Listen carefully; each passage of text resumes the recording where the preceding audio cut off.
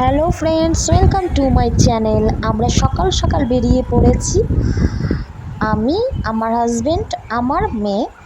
আমরা এখন যাব তারাপীঠ। তো তাই আমরা কল্যাণী স্টেশনে বসে আছি। তোমরা সকলেই জানো যে আমার বাড়ি কল্যাণী।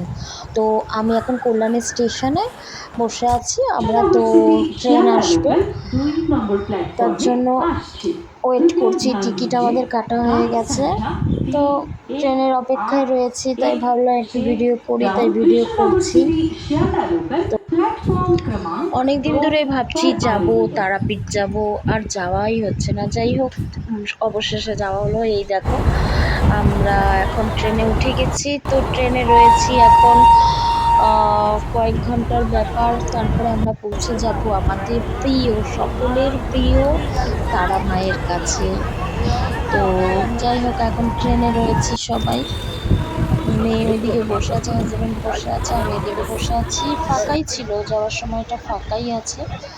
তো একবার এখানে বসছি, সেখানে বসছি, এই করছি। কতবার যে সিট পাল্টাচ্ছি। ফাঁকা, পুরো ট্রেনটা মোটামুটি ফাঁকাই ছিল, কোনো অসুবিধা হয়নি। আর কি সুন্দর লাগছে বলো। বেশ, ট্রেনে ছোটোবেলায় কী হতো, ছোটোবেলায় যখনই কোথাও যেতাম বাবা মায়ের সাথে, তখন এই জানলার ধারে বসতে চাইতাম। তো আমার মেয়েকে দেখে আমার ওটাই মনে পড়ে যাচ্ছে। আমার মেয়েও জানলার কিনারে বসে খুব মজা হচ্ছে, দেখো। তারপরে আরেকবার আমিও বসলাম, বলছে মা তুমিও একটু বসো, আমিও আবার একটু জানলার কিনারে বসি। তো যাই হোক, তারপরে আমরা পৌঁছে গেলাম তারাপীঠ।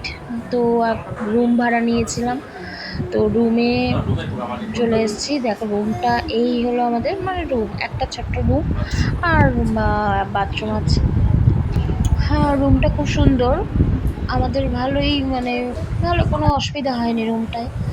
আর খাট ছিল একটা, আর এসি রুম ছিল। তারপরে একটা ছোট বাথরুম ছিল। তো যাই হোক, রুমটা ভালোই পেয়েছি, খুব সুন্দর, মানে ভালোই হয়েছে, কোনো অসুবিধাই হয়নি। এই হলো তোমাদের দেখাচ্ছি, দাঁড়াও।